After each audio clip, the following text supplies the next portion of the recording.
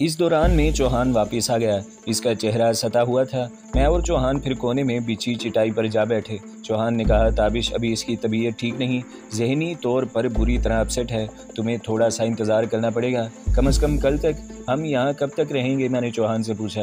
अभी कुछ पता नहीं, वैसे नलपानी में छोटे सरकार को सारी बात मालूम हो चुकी है, वो जल्द ही कोई फैसला कर लेंगे। अगर उन्होंने इस बार तुम्हें और सुल्ताना को पनाह दे दी तो ये बहुत अच्छा होगा, और मेरा ख्याल है अगर तुम्हें पनाह मिली तो इन 40-45 लोगों को भी मिल जाएगी जो तुम्हारे साथ यहाँ मौजूद हैं, और अगर पनाह न मिली तो फिर काफ़ी मुश्किल होगी। ये लोग इस पनाहगाह में बहुत देर तक छुपे नहीं रह सकेंगे। फिर इन सब को वो कहते कहते एकदम खामोश हो गया। भरत और इसका अधूरा फिक्रा मेरी समझ में आ गया था। वो कह रहा था कि फिर इन सब को मरना होगा।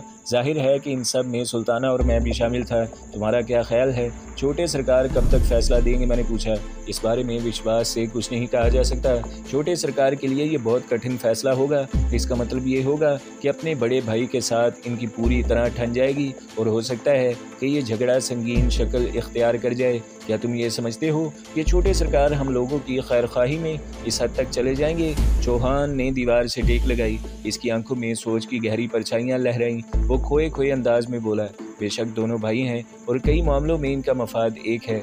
मसलन दोनों ये चाहते हैं कि इस राजवाड़े में बाहर से कोई मुदाखलत ना हो। राजवाड़े में ऐसे लोगों को सर न उठाने दिया जाए जो कल को राजपाट के लिए ख़तरा बन जाए, या इस किस्म की दूसरी बातें। मगर ये बात सब जानते हैं कि छोटे सरकार में हुक्म जी से कहीं ज़्यादा रवादारी और इंसाफ पसंदी है। वो अपने बड़े भाई हुक्म जी का जबर पसंद नहीं करते, और जो लोग इस जबर नाइंसाफ़ी के हाथों तंग होकर नलपानी का रुख करते हैं, इन्हें पनाह देते हैं। अब तुम्हारे और सुल्ताना के मामले में भी जो कुछ जुर्गा में हुआ है वो किसी से ढका छुपा नहीं है। सुल्ताना का वो खदशा बिल्कुल दुरुस्त साबित हुआ जो इसने मुकदमे की कार्रवाई में छोटे सरकार के सामने बयान किया था। इसने कहा था कि इसे मोहन कुमार वगैरह के हवाले कर दिया गया तो जुर्गा में इसकी आबरू और जान दोनों खतरे में पड़ जाएंगी, और यही कुछ हुआ है। अब इसमें शुबे की कोई गुंजाइश नहीं है। 20 लोग गवाह हैं। सुल्ताना और इसका बच्चा जॉर्ज की रिहाइशगाह से बरामद हुए हैं। गहरे तासुब के साथ चौहान खामोश हो गया। जल्द ही शाम हुई और फिर रात हो गई। इस ज़ेरे ज़मीन पनाहगाह के अंदर गहरी तारीकी फैल गई। इस तारीकी में कहीं कहीं मशलों लालटेनों की रोशनी थी। जब धुएं से घुटन महसूस होने लगी तो मशलें बुझा दी गईं और लालटेनें जलती रहने दी गईं। एक तरफ से शोर उठा। पता चला कि कुछ लोगों ने किसी तारीक गोशे में छुपे हुए एक ख़तरनाक जंगली बिल्ले को मारा है। रात को भी इस पनाहगाह में मौजूद लोगों ने खुश्क राशन ही इस्तेमाल किया। चौहान ने मेरी कीचड़ आलूर राइफ़ल को एक अनवर खान नामी शख्स के हवाले किया था। इसने राइफ़ल के हिस्से वखरे करके इसे साफ़ किया, फिर जोड़ा और तेल वगैरह लगाकर चमका दिया। गोलियां भी भीगी थी, ताहम अनवर खान का ख्याल था कि ये काबिल इस्तेमाल हैं। रात को लोग खूह के मुख्तलिफ हिस्सों में चादरें वगैरह बिछाकर सो गए। खूह के दहाने की तरफ अनवर खान ने 2-3 अफराद को मुकर्रर कर दिया। मैं और चौहान साथ साथ ही लेटे थे। चौहान कुछ देर बाद सो गया, लेकिन मैं जागता रहा। मेरी आंखें जल रही थीं, सीने में मुसलसल आग सी रोशन थी। आधी रात के वक्त मुझे फिर बच्चे के रोने की मदम आवाज़ सुनाई दी। इसके साथ ही कोई कराहा और कुछ बोला। ये निस्वानी आवाज़ थी। ये सुल्ताना के सिवा किसकी आवाज़ हो सकती थी? मैं आहिस्ता से उठ खड़ा हुआ। नींद तारीकी में एहतियात से पाँव रखता और सोए हुए लोगों को फलांगता हुआ खूह के इस हिस्से में पहुंच गया जहां सुल्ताना और इसका बच्चा मौजूद था। यहाँ एक लालटेन जल रही थी। इसकी मदम रोशनी में चिटाई पर एक लड़की नजर आई। ये सुल्ताना थी, मगर ये वो सुल्ताना तो नहीं थी जिसे चंद रोज़ पहले मैंने देखा था। वो दिनों में ही महीनों की बीमार नजर आने लगी थी। मैंने देखा कि लालटेन की जर्द रोशनी में इसका रंग जर्द तर नजर आ रहा था। रुखसारों के कंधारी अनार इसी अजमुर्दा जर्दी में दफन हो चुके थे।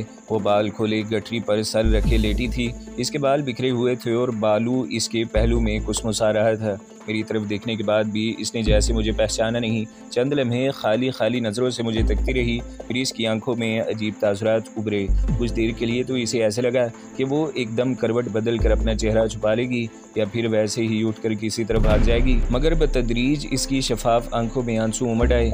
ये आंसू मोटी मोटी बूंदों की सूरत में इसके जर्द रुखसारों पर ढलकने लगे। वो उठकर बैठ गई। इसने ओढ़नी अपने सर पर फैला ली और किसी शर्मसार मुजरिम की तरह सर झुका लिया। मेरा दिल जैसे सीने में कटकर 100 टुकड़ों में बदल गया। मुजरिम कौन था? वो तो नहीं थी। अगर कोई था तो फिर शायद मैं था और मेरे हालात थे। न जाने दिल की क्या कैफियत थी कि मैं इसके करीब दीवार से टेक लगाकर बैठ गया।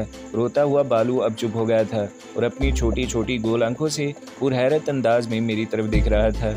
आंसू अभी तक इसकी मासूम आंखों में मौजूद थे, लेकिन वो इन्हें यकसर भूल चुका था।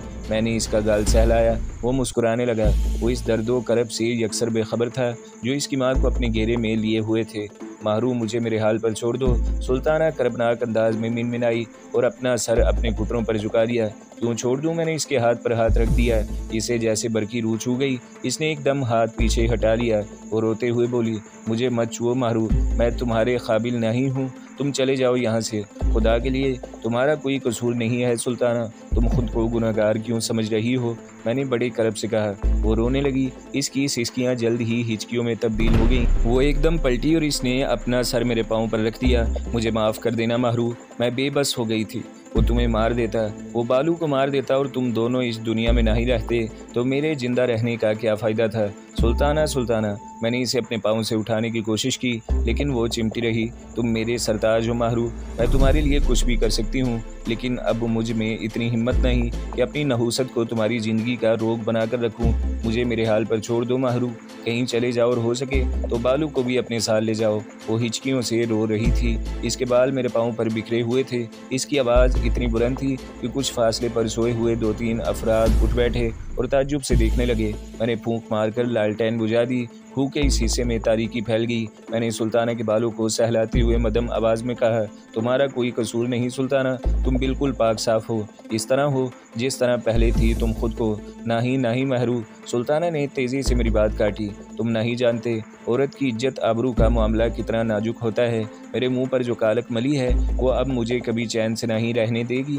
वो रो रही थी और मुसलसल मेरे पाँव से चिमटी हुई थी। इसका फिक्रा मेरे कानों में गूंजने लगा। तुम नहीं जानते औरत की इज्जत आबरू का मामला कितना नाजुक होता है। वो गलत कह रही थी। मैं जानता था कि ये मामला कितना नाजुक होता है। मैंने इस नज़ाकत और इस नज़ाकत की बेमोहर संगीनी को भुगता हुआ था। सरबत का चेहरा मेरी निगाहों में घूम गया। वो हालांकि गुंडों के जंगल से निकलकर बाखैरियत घर आ गई थी, लेकिन इस रात घर से बाहर रहने की पादाश में इसके साथ और इसके अहले खाना के साथ जो कुछ हुआ था वो दर्द का नाकाबिले फरामोश माजरा था। और सुल्ताना तो बाखैरियत भी वापस नहीं आ सकी थी। हर जगह इन दो की वही कहानी थी, शिकारियों के वही जाल और शिकार होने वालों की वही बेचारगियाँ। आसमानी किताबों के मुताबिक औरत ने गलती की, इसने आदम को बहकाया और जन्नत से निकलवाया। शायद इस गलती की सज़ा हर बिनते हव्वा आज तक भुगत रही है। मैंने बमुश्किल सुल्ताना को अपने पाँव से जुदा किया और दीवार के सहारे बिठाया। तारीकी में दिखाई नहीं दे रहा था, लेकिन मैं जानता था कि इसका चेहरा आंसुओं से तरबतर है।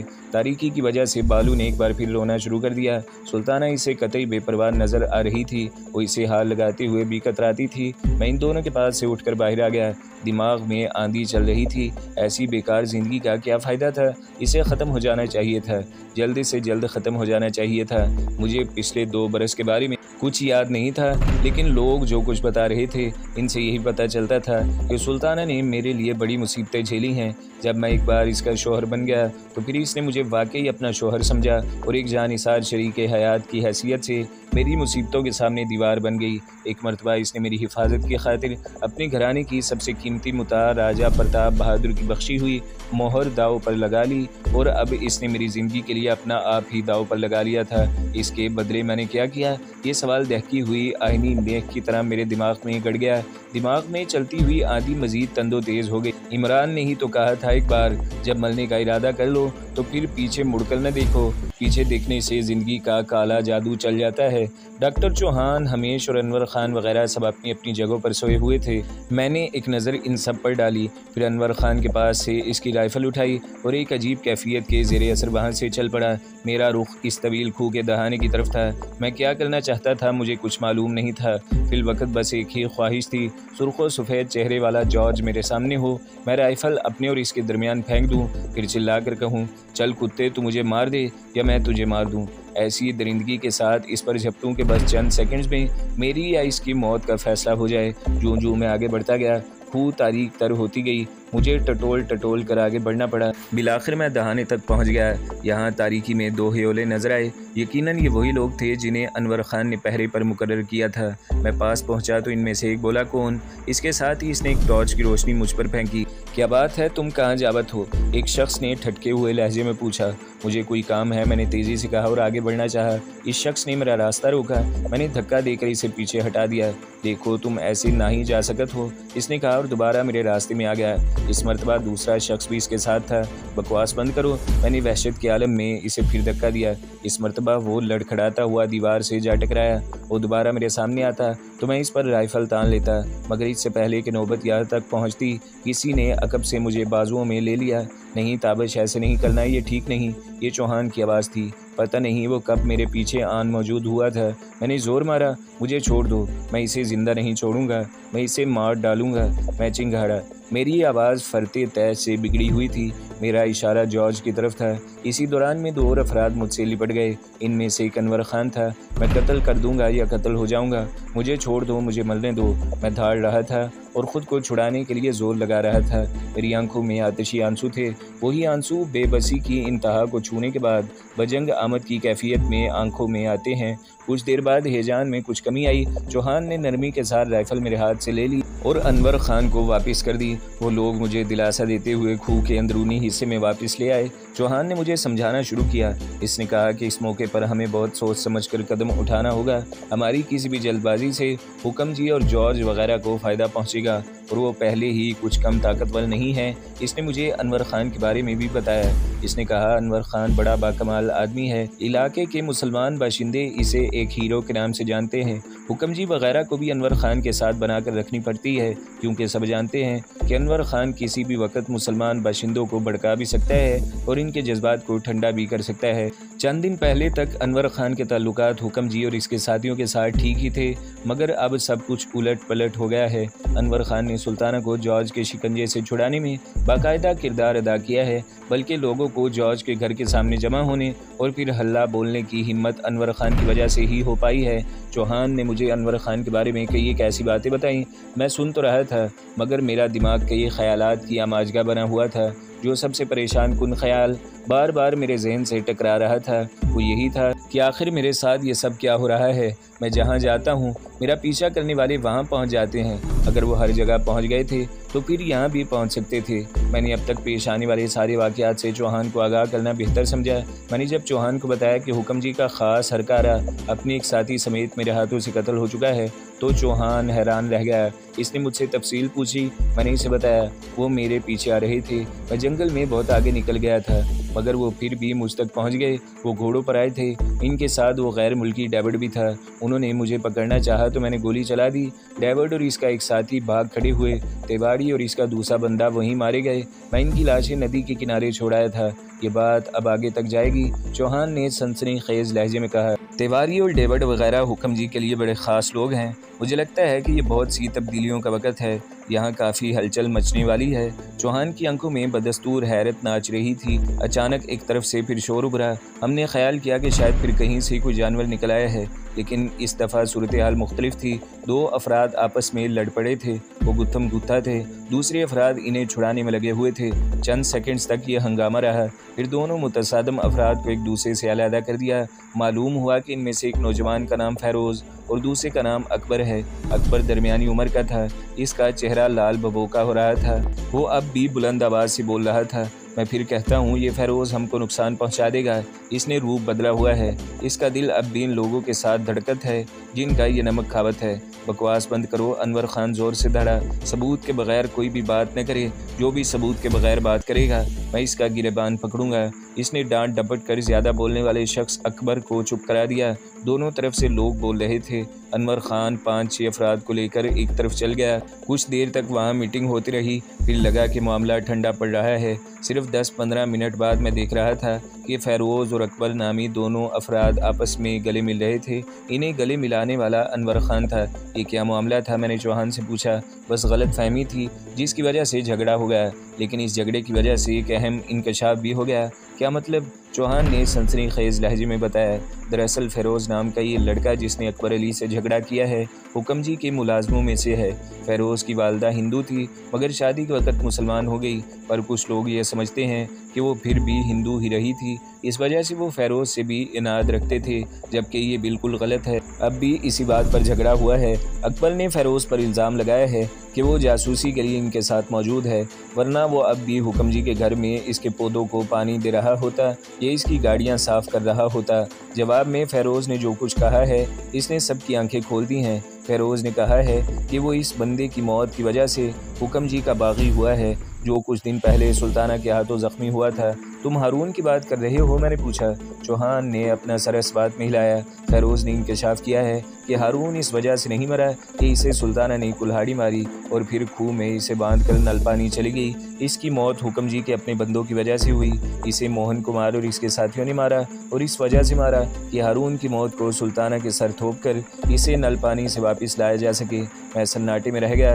واقعی یہ سنسنی خیز انکشاف تھا۔ میں خود بھی کئی دن تک الجھن میں رہا تھا۔ بے شک سلطانہ کی کلہاڑی سے ہارون کے سر کے پچھلے حصے پر گہرا زخم آیا تھا، لیکن یہ ایسا زخم نہیں تھا کہ اس کی فوری موت کا باعث بن جاتا۔ یقیناً یہ سازش ہی تھی۔ بندے ہوئے ہارون کو کھوہ کے اندر موہن کمار نے مارا تھا، پھر اس کی لاش لے کر دہائی دیتا ہوا نل پانی جا پہنچا تھا۔ اس کی دہائی کارگر ہی تھی اور چھوٹے سرکار نے مجھے اور سلطانہ کو پناہ دینے کی بجائے موہن کمار اور گرو مودان وغیرہ کے سپرد کر دیا۔ چوہان نے مدھم لہجے میں بات جاری رکھتے ہوئے کہا، اصل میں یہ نوجوان فیروز اور ہارون ایک دوسرے کے دوست بھی تھے۔ فیروز کو معلوم تھا کہ ہارون کی موت حقیقت میں کس طرح ہوئی ہے۔ وہ اپنے دل میں غم چھپائے پھر رہا تھا۔ اس دوران میں یہ دوسرا واقعہ ہو گیا۔ پتہ چلا کہ جارج نے سلطانہ کو جیل سے نکال کر اپنے گھر پہنچایا ہے۔ دیگر لوگوں کی طرح فیروز بھی اپنے غم و غصے کو دبا نہیں سکا۔ یہ تو بالکل نئی صورتحال سامنے آ گئی ہے۔ میں نے کہا، ہاں، اور اس نئی صورتحال میں ہمارا کافی فائدہ ہو سکتا ہے۔ اب جب یہ ساری بات چھوٹے سرکار کے سامنے آئے گی تو مجھے پوری آشا ہے کہ ان کا رویہ بہت نرم ہو جائے گا۔ میں تو سمجھتا ہوں کہ موہن کمار وغیرہ کی یہ سازش بڑے اچھے وقت میں سامنے آئی ہے۔ کچھ ہی دیر بعد انور خان اپنے ساتھی فیروز نامی اس لڑکے کو لے آیا۔ اس کی عمر 22-23 سال تھی۔ اس کی آنکھیں غصے سے سرخ ہو رہی تھیں۔ شاید وہ ابھی تک یہاں ہونے والے جھگڑے کے اثرات سے نکلا نہیں تھا۔ انور خان نے اس کی پشت پر ہاتھ پھیرتے ہوئے کہا، تم نے بہت دلیری والا کام کیا ہے۔ اکبر علی تو کوئی چیز ہی نہیں ہے۔ تمہارا قد ہم سب سے اونچا ہو گیا ہے۔ چوہان نے کہا، میں چاہتا ہوں فیروز کہ تم کل میرے ساتھ چھوٹے سرکار کے پاس چلو۔ تمہاری گواہی ہمارے لیے بڑی فائدہ مند ثابت ہوگی۔ مجھے پورا یقین ہے کہ اس بار چھوٹے سرکار کا فیصلہ تم لوگوں کے حق میں ہوگا۔ فیروز نے اس بات میں سر ہلایا، تاہم میں دیکھ رہا تھا کہ اس کی آنکھوں میں جلتی ہوئی آگ دھیمی نہیں ہوئی۔ وہ انور خان اور چوہان کی باتیں سن تو ضرور رہا تھا، لیکن اس کے ذہن میں شاید کچھ اور ہی چل رہا تھا۔ غالباً اس کو ہندو ماں کا بیٹا ہونے کا جو طعنہ دیا گیا تھا وہ اسے آگ بگولا کیے ہوئے تھا اور وہ اندر ہی اندر کھول رہا تھا۔ اگلے 17-18 گھنٹے بھی کھوہ کے اندر ہی گزرے۔ کھوہ میں میرے اور سلطانہ سمیت قریباً 45 افراد موجود تھے۔ انور خان ان کا لیڈر تھا۔ ڈاکٹر چوہان ایک خیرخواہ اور مددگار کی حیثیت سے یہاں موجود تھا۔ وہ کوشش کر رہا تھا کہ کسی طرح اس 45 لوگوں کو نل پانی میں چھوٹے سرکار کے پاس پناہ مل جائے۔ اس سلسلے میں گفتگو اور پیغام رسانی کا سلسلہ جاری تھا۔ ابھی تک چوہان اور انور خان وغیرہ خود اس کھوہ سے باہر نہیں نکلے تھے۔ یقینی بات تھی کہ کھوہ سے باہر سب کے لیے خطرات موجود تھے۔ سلطانہ بدستور نیم غنودگی کی کیفیت میں تھی۔ چوہان اسے محفوظ مقدار میں افیون دے رہا تھا کہ وہ زیادہ دیر سوئی رہے اور اس کے ذہن کو نارمل ہونے کے لیے وقت ملے۔ آدھی رات کو جب سارے سوئے ہوئے تھے، ایک سایہ سا مجھ پر جھکا اور میرے شانے کو ہولے سے ہلایا۔ میں غنودگی میں تھا، جلدی سے اٹھ کر بیٹھ گیا۔ اس نے ہونٹوں پر انگلی رکھ کر مجھے خاموش رہنے کا اشارہ کیا۔ میں نے پہچان لیا وہ کل اکبر نامی شخص کے ساتھ جھگڑنے والا فیروز ہی تھا۔ اس نے دوستانہ انداز میں مجھے اپنے ساتھ آنے کا اشارہ کیا۔ میں چند لمحے تک تذبذب میں رہنے کے بعد اس کے پیچھے چل دیا۔ وہ مجھے کھوہ کی 2-3 تنگ و تاریک شاخوں سے گزارنے کے بعد ایک حجرہ نما جگہ پر لے آیا۔ اس قدرتی حجرے میں ایک چھوٹی سی میلی کچیلی لالٹین روشن تھی۔ یقیناً یہ لالٹین اس طرح کا دیگر سامان چوہان اور اس کے ساتھی ہی یہاں لے کر آئے تھے، ورنہ باقی لوگ تو افراتفری میں زرگاں سے بھاگے تھے۔ اس حجرہ نما جگہ پر پہلے سے 2 نوجوان موجود تھے۔ ان کی عمریں 22-24 سال کے قریب رہی ہوں گی۔ ان دونوں کے پاس رائفلیں موجود تھیں۔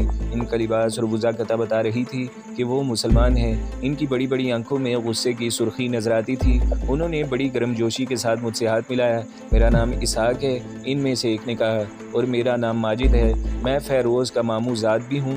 دوسرے نے بھی دھیمے لہجے میں اپنا تعارف کروایا، اور مجھے تو تم جانتے ہی ہو، میں فیروز ہوں، حکم جی کے غنڈوں کے ہاتھوں بے موت مارے جانے والے ہارون کا دوست۔ فیروز بولا، تم مجھے یہاں کیوں لائے ہو؟ میں نے پوچھا۔ آہستہ بولو، فیروز نے سرگوشی کی، ہم نہیں چاہتے کہ یہاں ہونے والی بات چیت کسی کے کانوں تک پہنچے۔ اسحاق بولا، کل رات تمہارا جوش جذبہ دیکھا، تمہیں چوہان وغیرہ اور انور بھائی وغیرہ نے زور مار کر روک لیا، ورنہ تم نے یہاں سے نکل جانا تھا۔ لگتا ہے کہ تم بھی اسی طرح سوچ رہے ہو جس طرح ہم سوچ رہے ہیں۔ برداشت کی ایک حد ہوت ہے اور وہ حد گزر چکی ہے۔ ہم تینوں نے آج رات ایک فیصلہ کیا ہے اور ہم چاہتے ہیں کہ تم بھی اس فیصلے میں شامل ہو جاؤ، لیکن یہ تمہاری اپنی مرضی کی بات ہے۔ कोई ज़ोर ज़बरदस्ती ना ही। फ़ैरोज़ बोला, तुम किस फैसले की बात कर रहे हो? मेरी रगों में लहू उछल गया। मैंने सवालिया नज़रों से फ़ैरोज़ की तरफ देखा। अब इसकी आंखों में भी चिंगारियाँ थीं। इसने इस बात में सर हिलाया। हाँ, अब सब्र की हद गुजर चुकी है। ये सफ़ेद भेड़िया हमारी औरतों को खावत है, इसके जिस्म नोचत है। इसने हर तरफ जाल फैला रखे हैं, कहीं ज़ोर ज़बरदस्ती का जाल, कहीं प्यार मोहब्बत का जाल। इसके पास 100 हीले बहाने हैं और ये अपने शिकार को छोड़ता नहीं है। अब इस बदनसीब सुल्ताना को ही देखो, वो कोई ऐसी खूबसूरत नहीं, एक बच्चे की माँ भी है, लेकिन इस सफ़ेद सूअर ने इसको भी माफ़ नहीं किया। 2-3 साल से अपनी ज़िद पर अड़ा हुआ था और कोशिश में लगा हुआ था, आखिर कामयाब हुआ। अब हम इसकी कामयाबी को आखिरी नाकामी में बदल देंगे। इसके नापाक बिस्तर के ऊपर ही इसके टुकड़े कर देंगे। आखिरी अल्फाज कहते कहते फ़ैरोज़ के लहजे में अजीब सी गरज आ गई, पेशानी की रगें भी उभर आईं। तो दोस्तों, अगली किस्तें सुनने के लिए हमारे चैनल को ज़रूर सब्सक्राइब करें, वीडियो को लाइक करें और बेल के आइकन पर भी क्लिक कर दें, ताकि हर जो आने वाली वीडियोज़ हैं वो आपको सबसे पहले मिलती रहें।